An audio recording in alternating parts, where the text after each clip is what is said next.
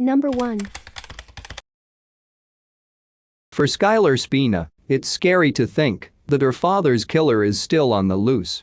It could be someone she knows. I don't know who it is, so they could literally be around me at any moment and I would not know, Spina, now 22, said. It's a frightening feeling. Steven Spina, a mail carrier and Little League umpire, was a well-liked guy who apparently didn't have many enemies. Even ex-girlfriends left on good terms. When he was found stabbed to death in his apartment on September 17, 2007, many in this small village wondered who would kill someone known in the community as caring and happy-go-lucky. Today, they're still left wondering. Residents and family members have theories and suspicions, but no one has been arrested in connection with Spina's death. The case has frustrated local police who have chased tip after tip, but haven't ruled out anyone on their list of persons of interest. They've looked at his girlfriends and someone who might have slashed Spina's tires weeks before his killing. Today, they're looking at family and friends of people on that list too. Listen, the ones you don't solve just annoy you, Detective Richard Carroll said. There's plenty of times I'm just laying around at night sometimes, or just sitting somewhere, and your mind just constantly goes to thinking about it. You know, what could we do from this point going forward? Is there anything we didn't do that we could have done? Mamaroneck, which officials like to call the Friendly Village, is a community of 19,000 on Long Island Sound. It's known for its quaint downtown shopping district and small-town feel. Homicide investigations aren't common here. Most locals are able to describe the scattered killings that have taken place locally in the last few decades. They can name the victims and those arrested for the crimes. Mayor Norman Rosenblum said the Spina case has cast a shadow on the whole community. As a lifelong resident, this is the only one that I know of that is an unsolved crime/murder, he said. Because it's such a small friendly village, it affects everyone, and it's kind of in the back of everyone's mind. Steven Spina grew up here, one of 5 children. He graduated from Mamaroneck High School in 1989 and for 12 years worked at the post office in Larchmont, another small village that borders Mamaroneck and shares its public school system. People on his mail route knew him by name, and Spina, who was 36 when he was killed, was no stranger to anyone who played softball or enrolled their kids in the recreational baseball leagues. Several of the police officers who showed up at his apartment on the day of his death had known Spina. Carroll had met him, and his former partner considered Spina a close friend. Just weeks before, Spina had visited them at police headquarters to report that his tires had been slashed.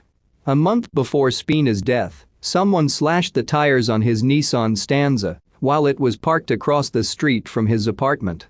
He spoke to detectives informally about the incident and identified a few people he thought might have done it.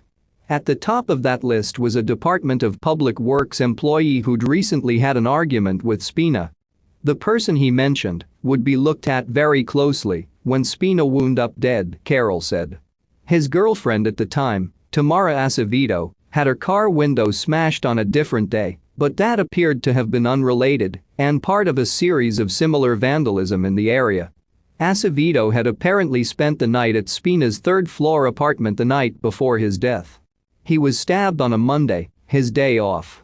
Mail carriers sometimes work unconventional schedules, with an off day Monday one week and an off day Tuesday the next, and so on. The timing of Spina's slaying led officers to believe the killer knew Spina, either intimately or at least enough to know his schedule. Acevedo had left in the morning, but planned to meet Spina for lunch.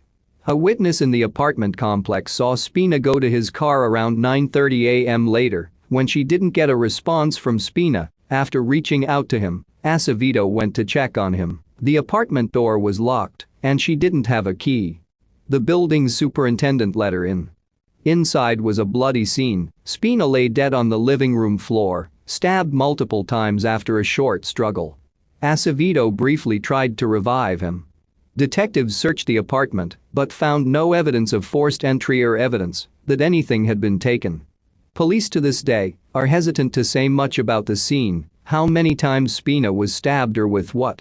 Sometimes those are the details that the killer knows, so certain details we kind of have to hold close to us, Carroll said. Spina's apartment on Rich Bell Road is in a busy neighborhood near Boston Post Road and in a complex with dozens of other apartments. But no one interviewed by police heard anything or could identify anyone coming or going. There was no surveillance footage. The lack of evidence to link anyone to the scene left police relying on shoe leather detective work and a slew of tips from the public. Spina was single and had an active social life. Several ex-girlfriends were interviewed by police. Acevedo cooperated with police during the initial investigation, but later hired a lawyer and hasn't communicated with them in years. Carroll said it's common for people to stop speaking with police in ongoing investigations, regardless of their involvement. In the days following Spina's death, Acevedo grew tired of the speculation around the case, according to an October 2007 article in the Journal News. "Steve meant the world to me, and I am having a very tough time right now," she told the Journal News in October 2007, appealing for privacy. She was 27 at the time and had dated Spina on and off for roughly 2.5 years. Spina's untimely death knocked the wind out of those that knew him. They dealt not only with the loss, but the questions stemming from his shockingly violent death. Spina was a man who had a reputation as easygoing, a mentor to kids on the baseball diamond and dedicated father to Skylar. Spina and Skylar's mother lived apart, but he reserved a bedroom in his 2-bedroom apartment for his daughter. When his daughter, who was 12 when he died, slept in the apartment, Spina never let his girlfriends spend the night. On Sundays, he went to St. Vito's Catholic Church while she sang in the choir. He'd shared his love of baseball and the New York Yankees with his daughter. Every year on Yankee Stadium opening day, he took her to the Bronx. On the drive there, he played tapes he made compiling the songs they played at the stadium for different batters stepping to the plate. "I did my homework on the car rides there, because if I didn't get it done, we weren't going in," she said. Once there, they'd have a cookout in the parking lot. Father and daughter had tickets to see the Yankees play Baltimore on September 17, 2007. They never got to go. As an umpire in the Little League and Babe Ruth, he was known as fair and patient. He also gave batters and the catchers tips between at-bats, according to Steve Murator, Spina's friend who was, at the time, commissioner of umpires. Murator's Little League team showed up in uniform at Spina's funeral, then went on to win a doubleheader in Mahopac in his honor. So profound was Spina's influence on Murator's sons, aged 9 and 12 at the time, that they both carried Spina's initials in their baseball caps through adolescence. His younger son, Thomas, is now pitching on the college level for Leslie in Cambridge, Massachusetts. Before every single game since Steve died, he gets down behind the mound, he gets on his knees, and he writes his name on the pitcher's mound, he said. He also writes the names of his departed grandparents. He does that every single game. Skylar spent most of the time living with her mother. She had a feeling something was wrong on that tragic Monday when her mother picked her up from school. In the car, Skylar kept asking, "What's going on?" but her mom didn't answer until they got home. She screamed so loudly when told, her grandmother thought something had happened to her, Skylar said. For days after, she couldn't sleep alone. The early days of mourning were a blur, including the funeral at St. Vito's. In the years that followed, she started to feel like a stranger in her own hometown. That alienation led her mother and her to move to Connecticut for a time, she said. Eventually, she joined several other family members and got a tattoo of a backwards Q. Steven Spina had a tattoo of a backwards Q in Chester Cheetah, the mascot for Cheetos Cheese Puffs. He designed the tattoo himself and its being backwards was accidental, she said. While the case has gone cold, the family isn't giving up hope. Just because it's 10 years doesn't mean that it's not going to happen. It could take another 10 years, but it's going to happen eventually, Skylar Spina said. There is still a $40,000 reward being offered for information in the case. A softball tournament in Spina's honor was held for several years raising money for the reward. Carroll played in the games and was given some tips by those in attendance, he said. The detectives working on the case have developed a new theory that could reheat the investigation, Carroll said. The cold case team at the county district attorney's office is also involved, he added. Carroll's old partner still calls him about the case 6 years after he retired. He has a difficult time using any words besides frustrating when describing some dead ends of the investigation. "It definitely gets to you," he said. "You feel like you didn't do your job, even though we feel like we did everything we could've.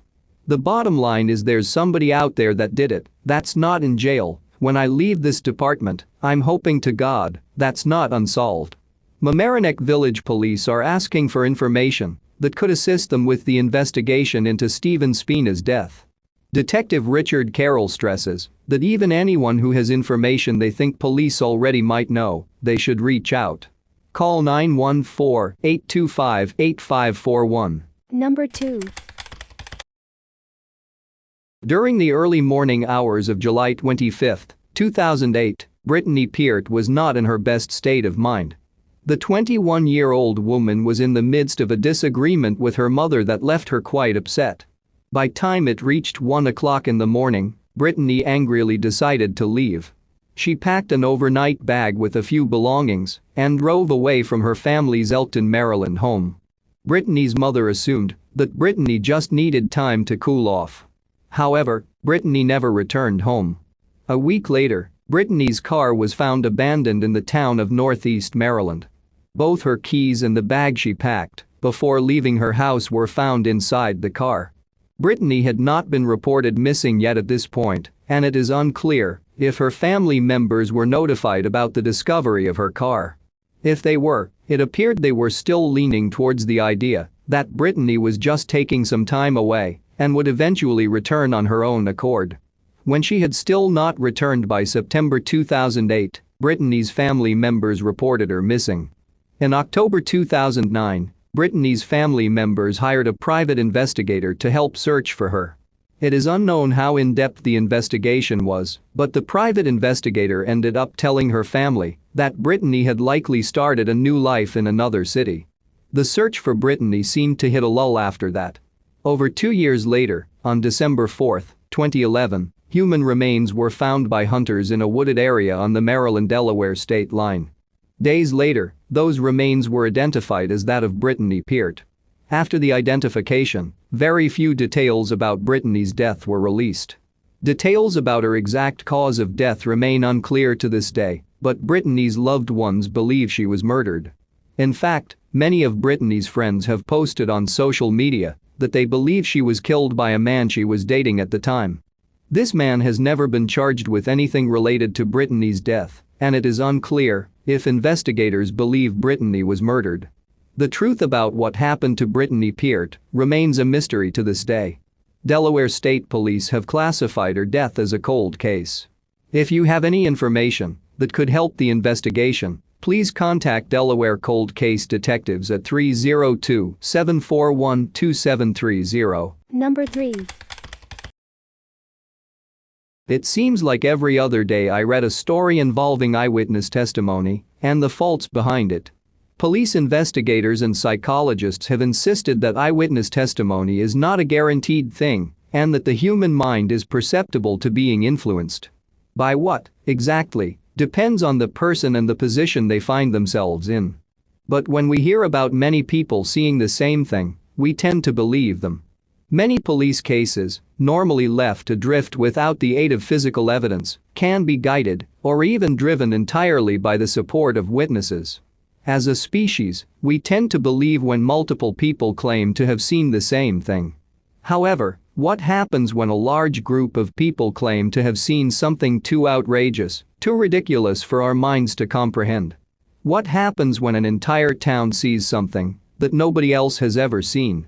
Do we believe them? Are they victims of mass hysteria, simply buying into whatever their neighbor was selling? Or is there something more mysterious afoot? Something paranormal? Something otherworldly? This is the story of Point Pleasant. Point Pleasant is a small town situated alongside the Ohio River. Originally established as a military fort in 1774, Point Pleasant gained notoriety for the battle that took place on its grounds. At the time, the area was unsettled by white Americans and became a point of contention between the reigning Lord Dunmore and the local Native Americans. Many would go on to consider the Battle of Point Pleasant a part of the Revolutionary War, but it stands as a major tipping point in Lord Dunmore's war. The leader of the Native American Army, who went by the name of Chief Cornstalk, would later go on to be betrayed and murdered by Virginians under the guise of peace talks and buried in what is now Point Pleasant. Many would consider the later events of Point Pleasant to be Chief Cornstalk's curse upon the area, but there's no proof that he held any ill will towards the citizens of the area. The mysterious events surrounding Point Pleasant began on November 2, 1966. At this point, Point Pleasant had grown into a small town of just a few thousand people, a town steeped in history and the type of place where everyone knows one another. Woodrow Derenberger was a traveling salesman that lived in Mineral Wells, another small town about an hour northwest of Point Pleasant. Point Pleasant lies on the Ohio River, across which Woodrow was working in on this particular night. He was driving down Interstate 77 when the mysterious events began to unfold, and I think I'll just let him explain it for you. That was Woodrow Derenberger himself retelling his version of events from November 2, 1966. He claims that at around 7:30 p.m., while traveling home, he was stopped by the bright lights of a car-like vehicle which hovered inches above the ground. According to Derenberger's testimony, this vehicle passed him on the road before pulling in front and causing him to slam on his brakes. This is where the suspension of disbelief goes out the window for most people. The claims that there exists a human-like alien being named Cold, who speaks to Derenberger telepathically, is just too unrealistic to believe. It's something that many ascribe to the time period itself, which was fraught with claims of UFO sightings and extraterrestrial-driven flying saucers. But Derenberger was in full belief of his claims on this clear November night. He believes that this alien shaped like a man, named Cold, visited him and talked for a few minutes before departing, leaving their conversation with the parting words of "We'll be speaking again." Derenberger noted that this man, Cold, never broke his smile. Because he was able to speak telepathically, he was always grinning, thus earning him the future moniker of the Grinning Man. It's interesting to note that this sighting was reported the night of the supposed encounter, which is when you hear this interview taking place. This just so happens to be when things start to become weird for the area of Point Pleasant. It's easy to look at a claim like Derenberger's and easily dismiss it as fiction. In fact, that's what almost everyone has done in the decades since. Woodrow Derenberger was a 50-year-old sewing machine salesman who was married with multiple children. Judging him with most metrics, he was living the American dream and had no record of making claims like these. By all indications, Derenberger was just an average guy you could expect to find in West Virginia in the mid-1960s. But these claims brought his reputation, his name, and even his sanity into question. His claims, however ridiculous sounding, were big news in this small area of the American Northeast, and he found himself put in a spotlight for public scrutiny. Many began to camp outside his house, hiding in trees or in the shadows, hoping to find some trace of these UFOs. Others began to criticize him for losing his mind, threatening to tear apart his family. People who lived in the area where he claimed to have had this encounter reported similar sightings. None had claimed to encounter the telepath-speaking man named Cold, but some had seen bright lights in the sky on the night of November 2. These lights supposedly moved far quicker than any man-made craft known at the time and seemed to stop and go, occasionally floating, in a manner that would seem impossible to this day. Derenberger claimed to communicate with Cold again just days afterward, but these communications took place solely in Derenberger's mind. He claims that Cold was able to communicate with him despite not being nearby, and he learned some more information about Cold and his homeworld, named Lanulos. Derenberger would later go on to write a memoir about his encounters with Cold, titled Visitors from Lanulos, which would go on to be published in a very limited manner in 1971. However, Derenberger would spend the rest of his life defending his sanity and his livelihood from claims of insanity. He never claimed anything further, his supposed conversations with Cold drawing to a close in 1966. Unfortunately, these few weeks of fame would cause him to lose his job, his marriage, and even custody of his children. However, despite his entire life falling apart over the next few years, Derenberger would never recant his claims. He personally considered his claims to be his version of the truth, that he had communicated with the Grinning Man an alien presence he claimed never brought good news. The local area was full of claims supporting Derenberger's timeline of events, people claiming to have seen bright lights in the sky. But on November 12, things took an interesting turn. There were 5 men working as gravitiggers in the nearby town of Clendenin, about an hour southeast of Point Pleasant. These 5 men claimed to see a large winged creature emerge from a nearby patch of trees, taking flight. This creature, which was shaped more like a man with wings than a type of recognized bird, quickly flew over atop the 5 of them, coming close enough to either scare or intimidate. This would be just the first sighting of the creature, known as the Mothman, but it wouldn't be the last. 3 days later, on November 15, a man named Newell Partridge was sitting at home, watching television.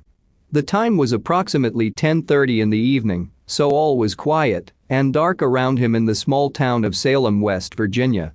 For reference, Salem is about 2 hours away from Point Pleasant, further northeast than Woodrow Derenberger's home of mineral wells. Suddenly, a loud whining noise breaks out from outside Partridge's farmhouse. Immediately, his TV screen cuts to static, weird patterns and figures emerging on the screen. Partridge would later describe the loud, metallic, whining sound as being similar to the sound of a generator starting up. Partridge's dog, a German shepherd named Bandit, began to bark and make his way to the door. Partridge opened the door for Bandit and himself, hoping to investigate the cause of the sound and television interruption. Armed with only a flashlight, Partridge follows an eager Bandit to the barn, which is located about 500 feet away from the house. Partridge shines the light to the barn, finding only big red eyes staring at him in return. Newell Partridge ran back to his house, hoping to grab his gun, but by the time he had it, he realized that he was too terrified to go back outside and face whatever had been looking back at him. According to the rumors that have persisted to this day, Newell Partridge never saw his dog, Bandit, again. That wasn't the only sighting that would be seen of the supposed Mothman on this night, however. He would be spotted back in Point Pleasant, over 100 miles away, just hours later. During World War II, a section of the woods outside of Point Pleasant became home to the West Virginia Ordnance Works. This organization was in charge of manufacturing and storing explosives for the war effort and stockpiled many of the explosives in steel bunkers known to the locals as igloos. However, in the decades after the war, the explosives remained in the bunkers and the area was reclaimed by nature. To this day, many of the bunkers remain untouched and has become known as the TNT area to many of the people in the Point Pleasant area. On this night, November 15, 2 young married couples, Roger and Linda Scarberry and Steve and Mary Millette, were visiting the TNT area. We can all guess at what these 2 couples were there for, but they were young, and it reasons that young people enjoy going to places like this. The TNT area was located in the heavily wooded wildlife area, which itself was starting to become known as the local Lover's Lane. But a short time after Newell Partridge's encounter with the Mothman hours away, these couples would have their own. While they were driving towards their destination, the couples in the car spotted a large presence just outside a power plant. By their descriptions, he stood well over the height of an average man, with great bat-like wings folded behind his back. All 4 of them had similar recollections, but made extra note of the creature's large red eyes. The couples then sped off, frightened by the sight of this mysterious creature. Heading back to Point Pleasant, the couples apparently reached upwards of 100 miles per hour on the freeway, the creature easily keeping pace with them. According to them, the creature flew alongside, or just above them, his red eyes haunting them most of the way home. When the Scarberrys and the Millettes began to draw close to the town of Point Pleasant, the creature seemed to back off. The 2 couples, still fearing for their lives, raced to the nearby courthouse, where they encountered Deputy Sheriff Millard Halstead. As I've mentioned before, Point Pleasant is the type of small town where everyone knows one another. Halstead was familiar with the 2 young couples and knew that whatever was panicking them was something to be taken seriously. He listened to their recollection of events and, surprisingly, took it as truth. This is when the legend of the Mothman was born, and the area of Point Pleasant would never be the same again. Following the panicked story from the Scarberrys and the Millettes, the town of Point Pleasant held a press conference to assure the citizens of their safety. After all, these sightings were nothing more than modern ghost stories, explainable by hysteria getting the better of some impressionable young people. At this press conference, the leadership introduced the likelihood that the creature these couples had seen was none other than a sandhill crane. Sandhill cranes are large birds with skinny legs but a wingspan that can span up to 6 feet. Sandhill cranes are also noticeable for their amber-ish red eyes that can appear much darker in certain light. These cranes are known to frequent many areas in North America throughout the year, so it's a valid explanation for this phenomenon. The sandhill crane is also used as an explanation for the popular Jersey Devil myth, in addition to others. However, the Scarberries and Millettes reiterated how much the figure they had seen looked like something else. They described him as having the arms and legs of a man, with bat-like wings and red eyes that were so large they distracted them from seeing anything else of his head. The two couples described this creature as an abnormally fast flyer with a somewhat clumsy running motion. The night of the press conference, a group of armed men went into the woods nearby the TNT area, hoping to find or hunt this alleged creature.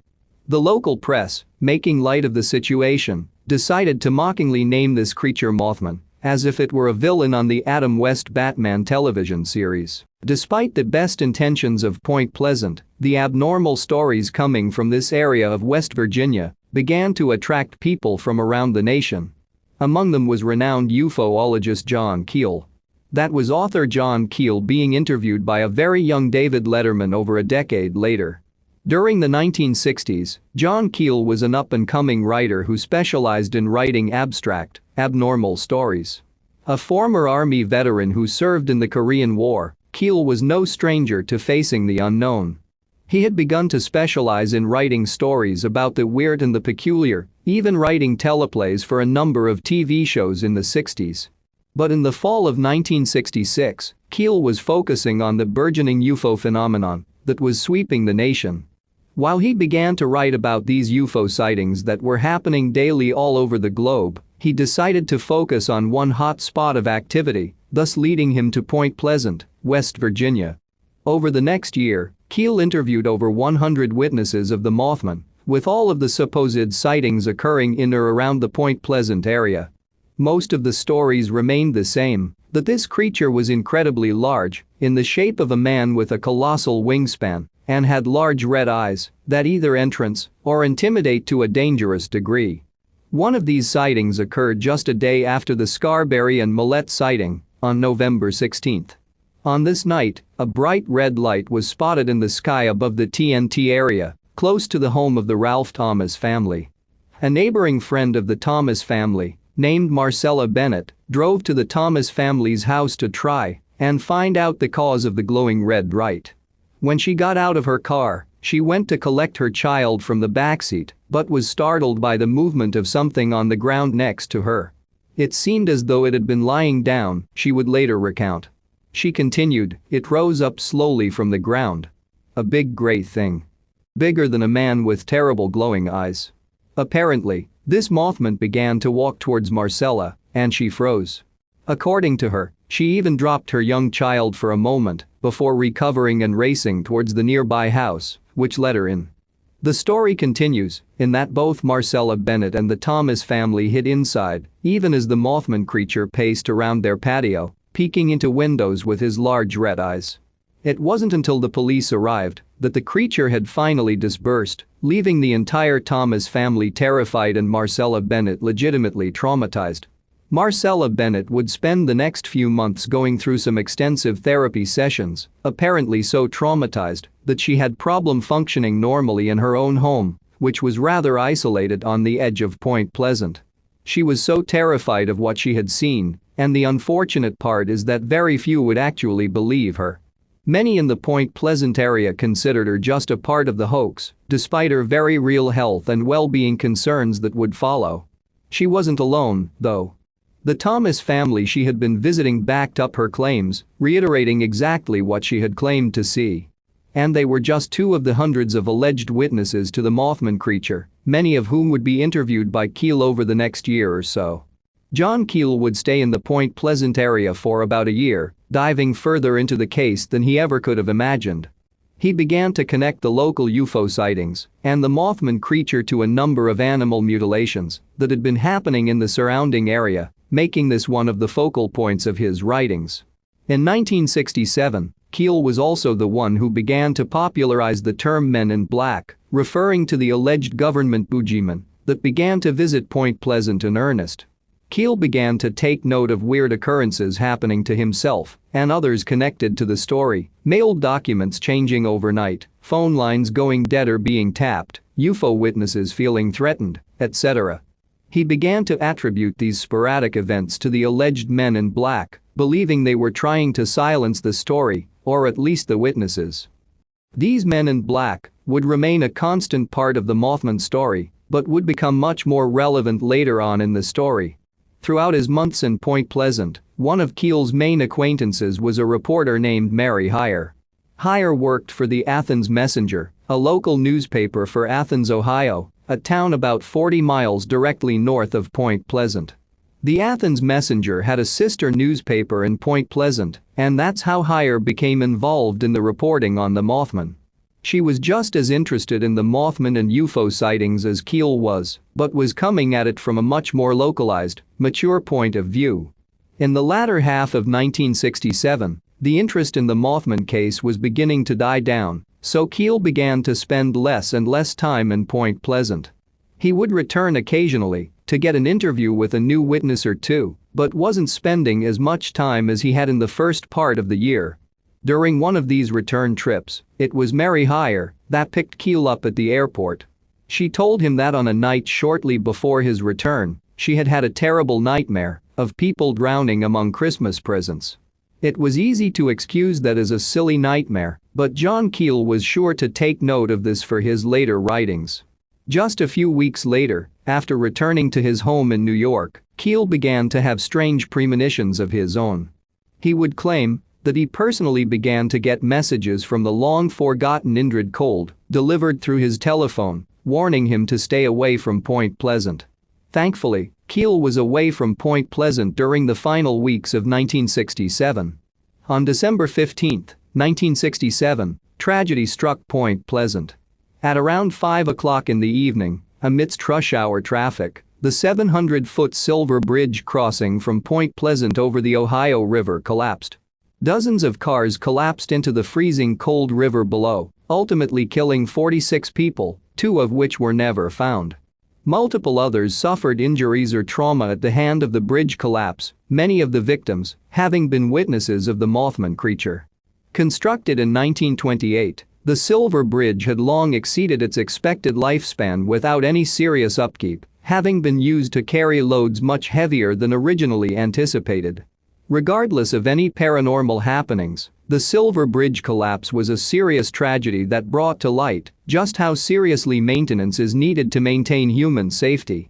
But in the days and weeks following the bridge collapse, news media was all over the scene in Point Pleasant once again. Buying into the myth that had been established over the past year, the narrative began to spread that the Mothman was himself responsible for the bridge collapse, or that he had been spotted by certain witnesses the day of the bridge collapse. Many claimed to have seen the Mothman earlier in the day, or the morning of the tragedy, an omen of things to come. However, the Mothman was never spotted in Point Pleasant again by any sum of people.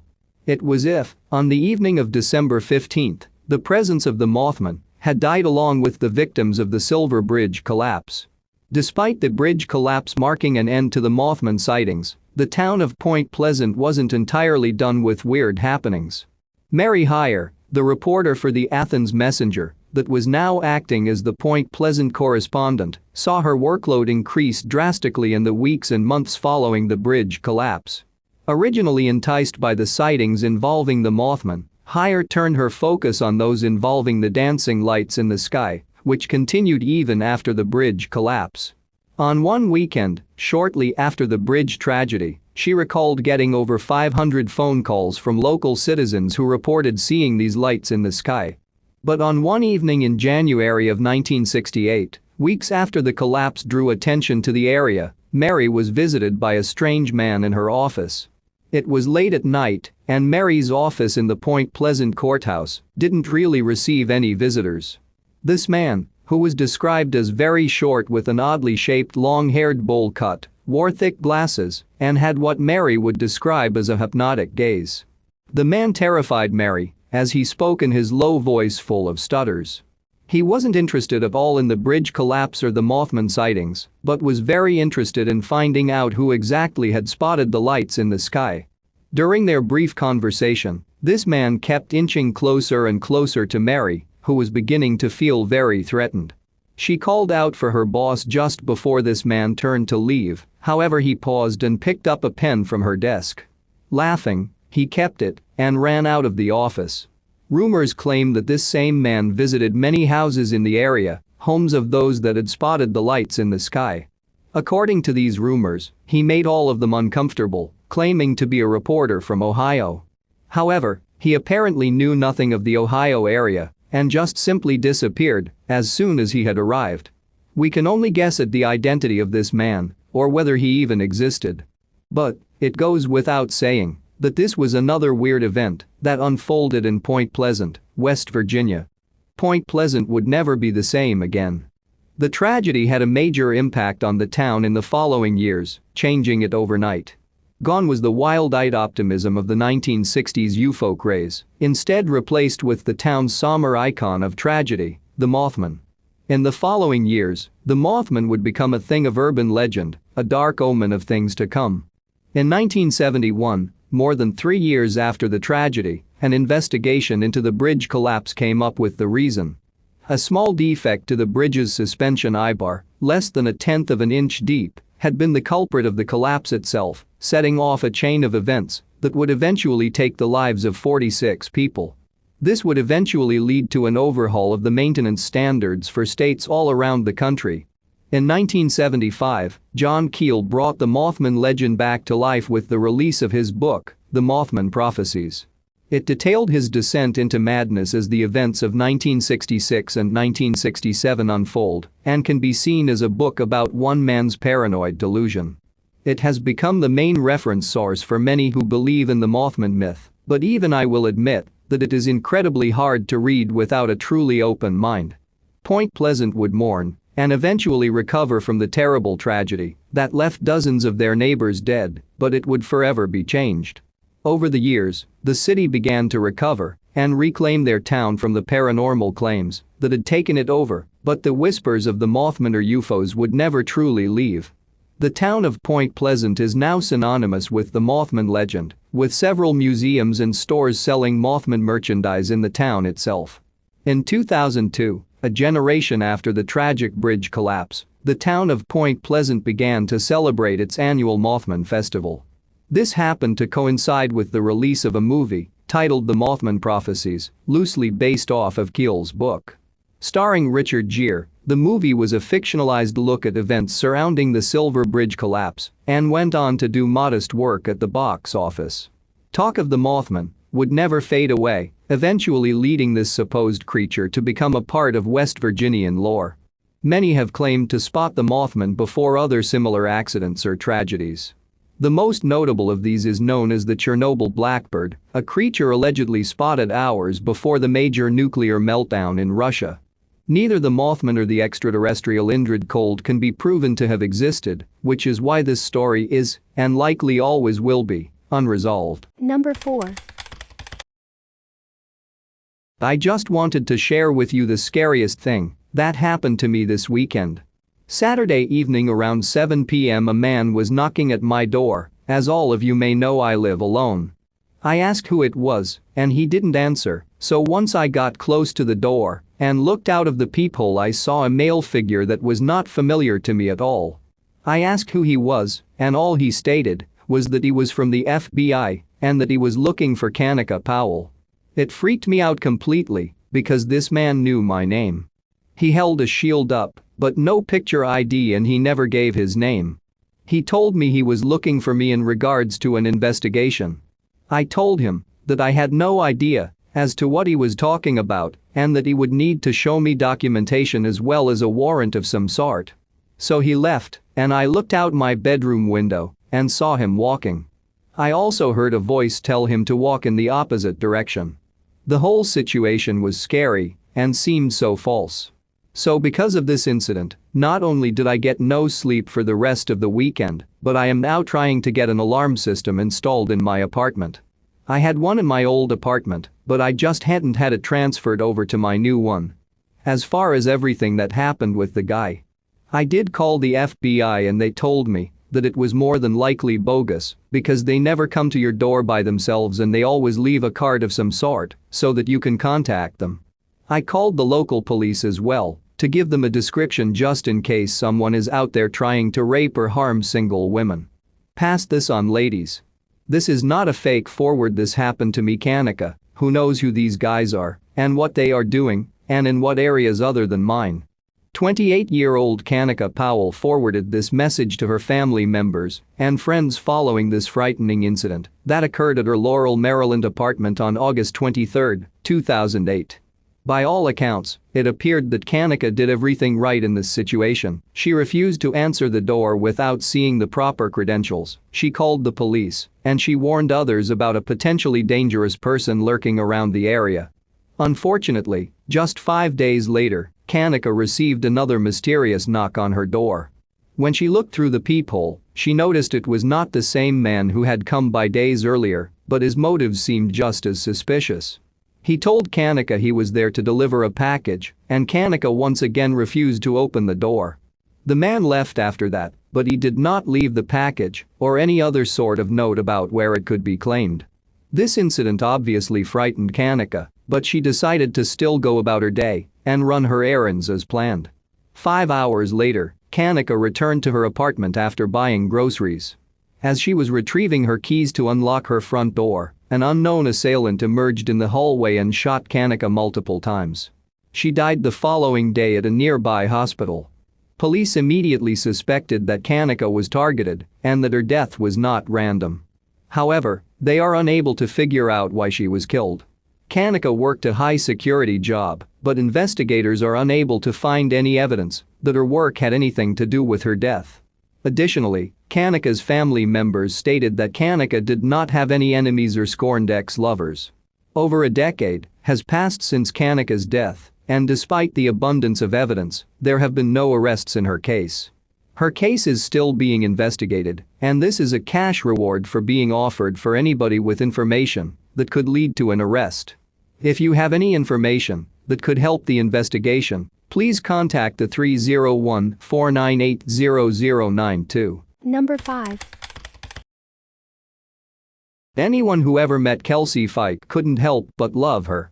Dad Randy Fike says you could always find his daughter in a crowd by her infectious laugh and a distinct goldfish tattoo on her back. The petite 21-year-old was excited about a new job, and her mom Mary Jo says Kelcey had finally met the love of her life. She fell very quickly for Alex, said Mary Jo. Tall, very nice looking. Good manners. Alex Young was a reservist with the Nebraska National Guard. After a little less than a year of dating, Alex gave Kelcey a diamond promise ring and vowed to take care of her. To save money for a house, they temporarily moved into a mobile home together. It was an older trailer, and it very much looked like an older 70s trailer, but it was what they could afford, said Mary Jo. It's hidden off the main drag of Kearney, Nebraska, not an affluent part of town, but for this young couple in love, it was their first little piece of paradise together. June 16, 2008 was like any normal day for Kelcey Fike. She worked, came home around 5:30 p.m., and according to a neighbor, took her basset hound Dante for a walk around 9 that night. The only thing out of the ordinary that day was that Alex was out of town. Kelcey sent her boyfriend a text message around at 1 a.m. Kelcey often stayed with her parents when Alex was away, but this time she was busy packing for an upcoming trip to see her best friend Jamie Graham. Just a few hours later, at around 4:30 a.m., her mobile home erupts in a hellish ball of fire. Tragically, Kelcey was inside. Kearney Police crime scene investigator Doug McCarty says the flames were so intense that neighbors were forced to stay back. The rear of the trailer, the back bedroom, as we found out later, was on fire. It was fully engulfed, smoke was coming from it, said McCarty. Sadly, by the time firefighters put out the flames, it's too late to save Kelcey. Her lifeless body was found on the floor near the back bedroom. At first we thought that it was an accident and she tried to get out and had succumbed to the fire, said Doug McCarty. Her basset hound was found in the living room of the trailer and he was deceased. The nightmare begins for Kelcey's mom and dad with an early morning door knock from a police officer and a chaplain.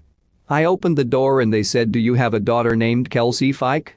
I said yeah, and they asked if she had a tattoo of a goldfish on her back, and she did, said Randy Fike. He said, "We have a problem," said Mary Jo. They said there had been a fire at Kelcey's home and that she did not survive.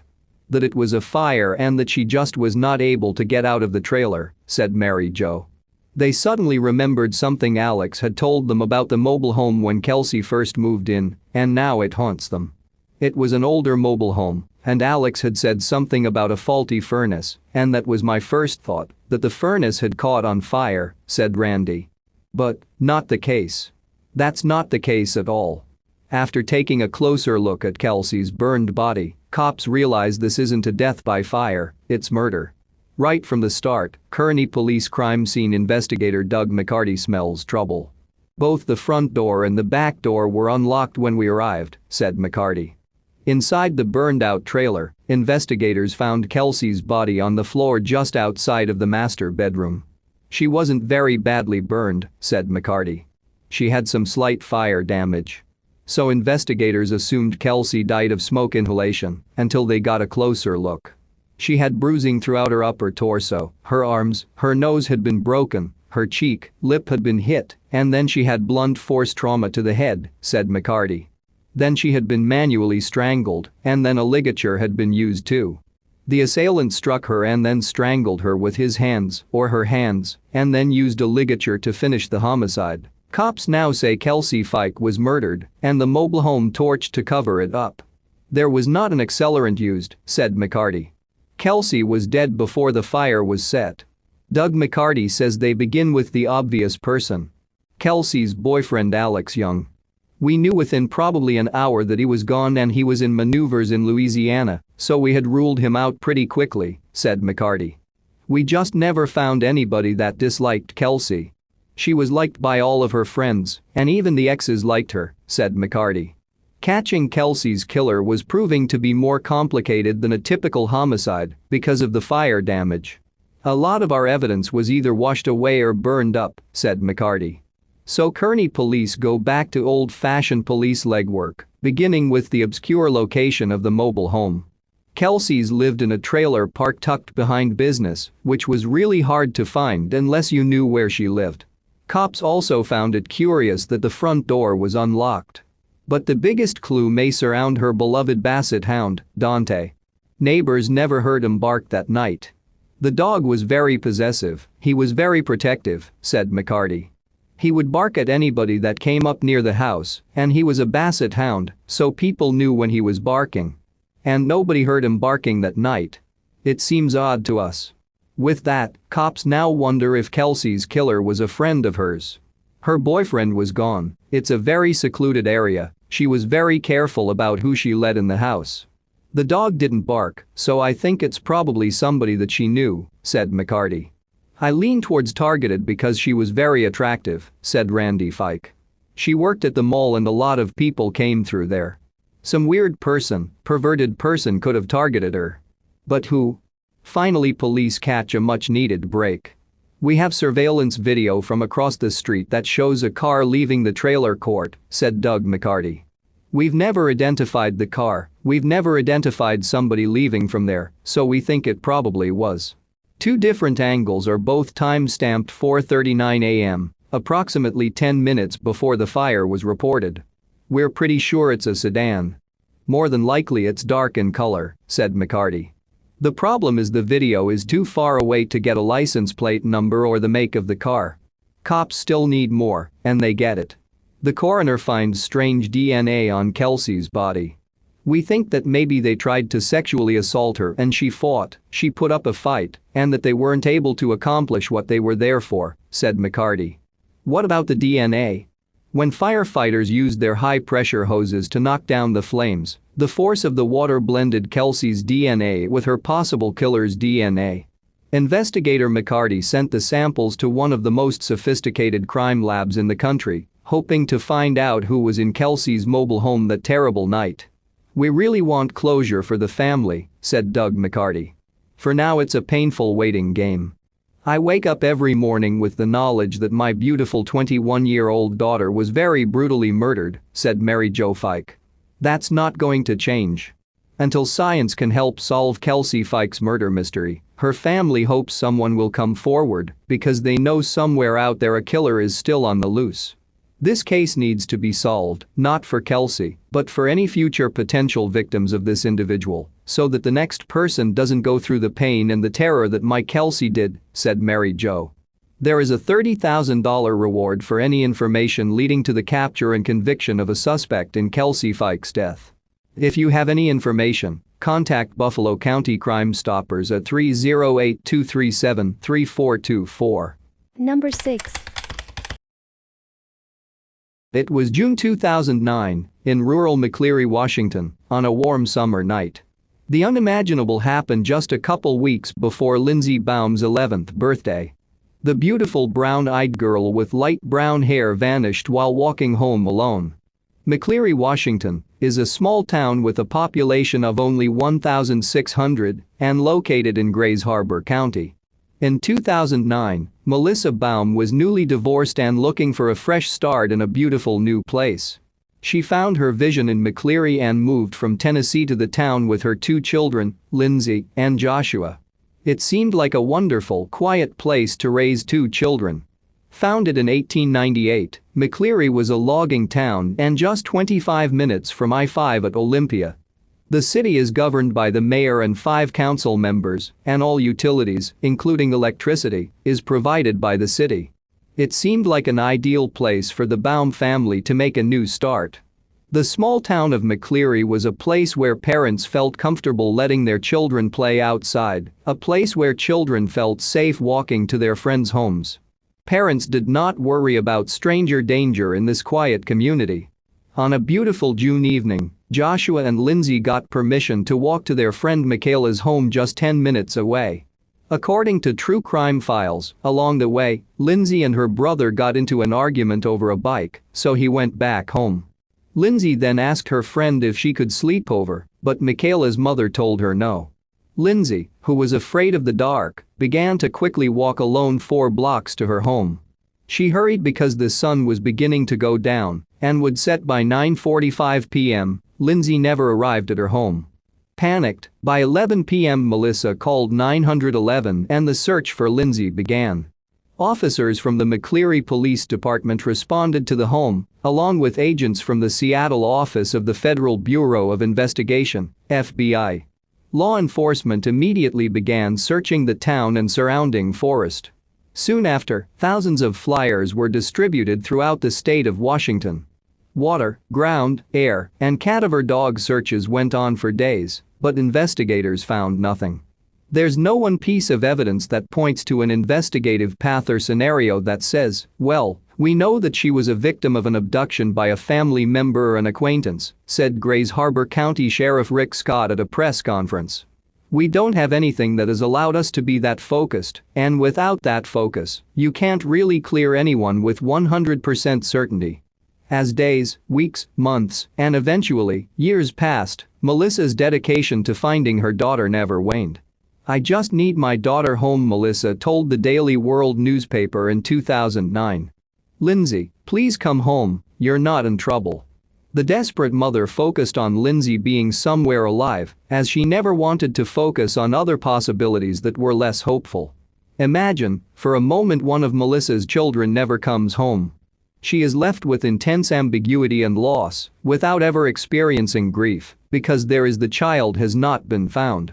Many families of missing persons believe it is better to know if your child has been murdered and be able to bury them, rather than living day to day, trying to avert sleepless nights and regular nightmares. This is life for families of missing persons who live without knowing if their child is alive or dead. For Melissa, the answer would finally come in September 2017. An answer every parent fears. Remains were found in a remote area in eastern Washington. Everyone knew in their hearts that it was Lindsey.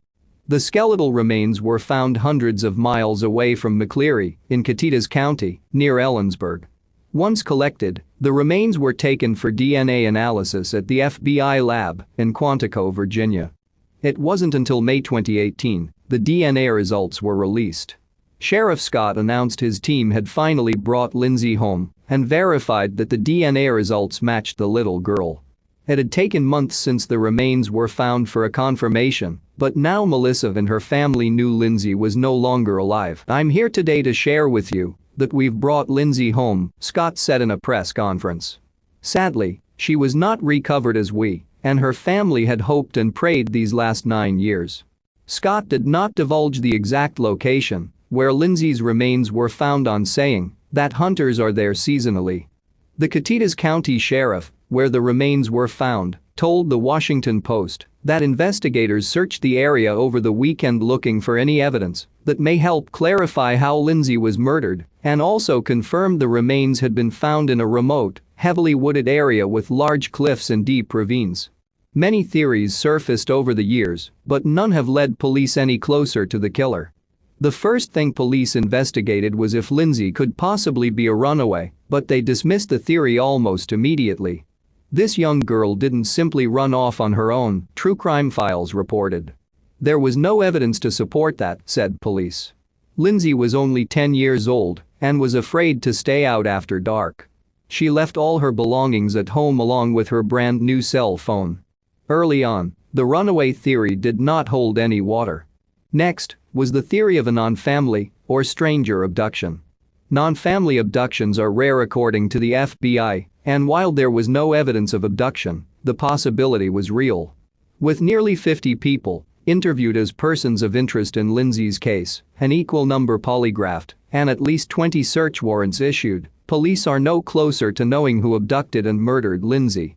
In October 2009, police served a search warrant on a man living outside of McCleary. The warrant outlined suspicious activity, inconsistent statements, and suspicious activity that led to the man, the Daily World reported. It was claimed the man had strange and disturbing conversations about Lindsey and had been accused of sexual assault prior to Lindsey's abduction and murder. However, hopeful alleged, no evidence was found at the man's home and no arrests were made. In 2017, 3 brothers were arrested for child pornography and sexual abuse charges. Charles Emery, 82, Thomas Emery, 80, and Edwin Emery, 78, lived about 30 minutes from the site Lindsey vanished. The 3 immediately became suspects upon the grotesque discovery. True Crime Files reported that prosecutors said that the Emery brothers' home was littered floor to ceiling with child porn, toys, and children's shoes. Investigators also found writings about ritualistic and satanic sacrifices of minor children were found. Lindsey's missing person flyer was also found in the home. Due to a lack of evidence, the Emery brothers have never been arrested for Lindsey's murder. In February 2012, investigators released a store surveillance video trying to identify a person of interest in the Lindsey Baum disappearance. It showed a man entered the store the night Lindsey vanished. The man was identified as Tim Hartman, the owner of Hartman's Jewelry and Repair in McCleary. When interviewed by investigators, Hartman denied having anything to do with Lindsey's disappearance. Later, he admitted he unintentionally gave false information to authorities about his whereabouts on the night Lindsey vanished, Como News reported. It was later found Hartman had been in McCleary and even went out to help find Lindsey that June night. The video shows Hartman purchasing an item in the store at approximately 9:15 p.m. on June 26, 2009, but Hartman had told investigators that he was not in McCleary during that time. Hartman showed the FBI a certificate of training from a class he claimed he was at until 9 p.m. in Belfair, nearly an hour away. However, FBI agents determined the class had actually ended at 8:15 p.m., giving Hartman enough time to drive back to McCleary.